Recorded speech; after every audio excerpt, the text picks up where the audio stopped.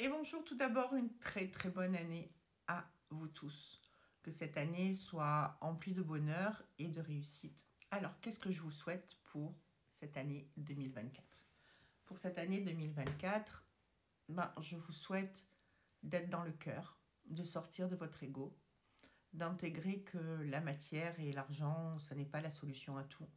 Parce que si tu as effectivement plein d'argent mais que tu es pauvre dans ton cœur, ça ne va pas te servir à grand-chose. Et tu vas être dans l'illusion. Je vous souhaite de sortir de cette espèce de carapace et d'être réellement vous-même, détaché du regard que l'autre peut porter sur vous. Je vous souhaite de sortir de l'attente que l'autre soit ce que vous avez envie qu'il soit et qu'il fasse ce que vous avez envie qu'il fasse. Quand hier je parlais de cœur brisé, c'est pas forcément d'un amoureux ou d'une amoureuse, c'est parce que quand on aime toute personne qui est dans sa vie et qui a de l'importance. Ça peut être un enfant, ça peut être un parent, ça peut être un ami, une amie, ça peut être un amoureux ou une amoureuse, effectivement. Et c'est vous qui déclenchez, qui donnez de l'importance ou à cette personne, ou à ses actes, ou à ses non-actes. Donc je vous souhaite vraiment de sortir de ces mécanismes-là et d'intégrer que vous êtes réellement votre propre Dieu et que vous êtes votre propre chef. Et que ce qui compte, c'est votre propre regard et non pas le regard de l'autre. Donc je vous souhaite d'intégrer réellement ce mécanisme et de sortir de cette attente. Pourquoi? Je vous donne un exemple, c'est qu'en fait, toute notre vie, pour la plupart du temps, on a envie d'être intégré. Donc on va prendre des carrés et dire qu'on va être intégré avec les carrés. Puis on sent qu'on est très très différent et on s'aperçoit un jour que finalement on n'est pas un carré, qu'on est un rond. Déjà ça, il faut l'intégrer, c'est tout un travail. Pourquoi? Parce que ça active les blessures de l'abandon, du rejet, du manque de considération, de la dévalorisation. Donc ça entraîne de la tristesse, ça fait déjà beaucoup de blessures.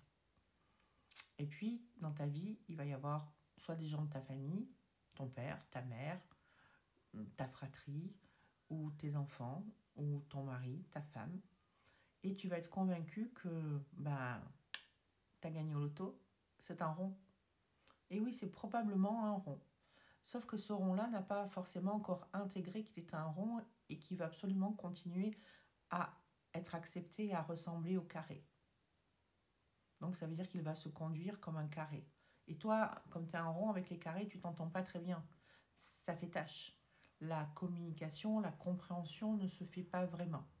Et comme il veut vraiment être super intégré au niveau des carrés, il va ou elle va se conduire comme le pire du pire de ce qu'on peut trouver chez les carrés. Et là, ça va activer toutes tes blessures. Jusqu'au jour où cette personne comprendra ou ne comprendra pas que c'est un rond et que c'est pas un carré, parce que cette personne a elle-même ses propres souffrances. Donc toi, c'est arriver à intégrer et dire ok, c'est bien un rond, mais pour le moment, cette personne ne voit pas qu'elle est un rond. Donc moi, je dois me suffire à moi-même. Hier soir, je discutais avec un homme qui me disait « Oh là là, Annick, t'es HPI, t'as beaucoup de connaissances, etc. C'est difficile d'être un homme face à toi et de te nourrir intellectuellement. » Je dis « Mais c'est n'importe quoi en fait. » Je dis « Moi, j'ai besoin de personne pour me nourrir intellectuellement. C'est moi qui me nourris toute seule intellectuellement. Quand je suis avec quelqu'un, je suis dans le partage. Que la personne, je ne suis pas là à calculer son QI ou de lui faire passer un whisk. Je m'en fous. Parce que que cette personne soit en bas ou en haut de l'échelle, elle va avoir des connaissances que moi je n'ai pas et on va être dans le partage. Et c'est ça, c'est toi, ce qu'il faut que tu te dises, c'est que ce qui est important, c'est le partage avec l'autre et que tu dois être dans ta complétude, dans ton entièreté à toi. Donc je vous souhaite d'être dans cette entièreté. Je vous souhaite d'être le meilleur, d'intégrer ce que je vous dis pour pouvoir vous aimer, pour pouvoir être complètement détaché de ce qui se passe à l'extérieur. Ça ne veut pas dire être indifférent, hein. Ça veut dire que quoi qu'il se passe maintenant, tu es différent. Tu te choisis.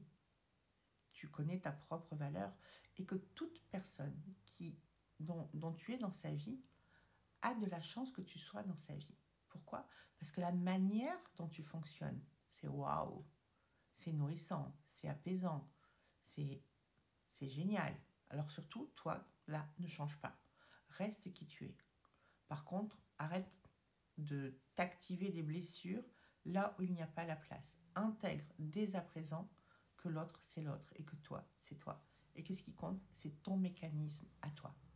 Et que si l'autre est effectivement un rond mais qui se prend pour un carré, c'est que tu dois continuer ton chemin. Tant pis. L'amour, ça suffit pas toujours. Tu peux énormément aimer quelqu'un, profondément aimer quelqu'un. Mais parfois l'amour, ça suffit pas, parce qu'il y a plein d'autres choses qui se greffent sur l'amour. Il y a... Qu'est-ce qui se greffe sur l'amour, vous allez me dire, Annick? Alors, je vous ferai un autre post là-dessus, mais ce qui se greffe sur l'amour, c'est le quotidien, c'est la présence, c'est le soutien, c'est le partage, la communication, c'est l'acceptation avec la tolérance, et c'est la valorisation. Valoriser l'autre, mais être valorisé par l'autre. Et ça, c'est super important pour qu'une relation, quelle qu'elle soit, tienne dans la vie. Donc voilà, je vous souhaite toutes ces merveilleuses choses pour l'année 2024, parce que si vous réussissez à passer ça, vous aurez fait un pas de géant au niveau karmique et au niveau de l'humain que vous êtes. Et je vous embrasse de derrière mon téléphone. Et je vous dis à demain. Bye bye.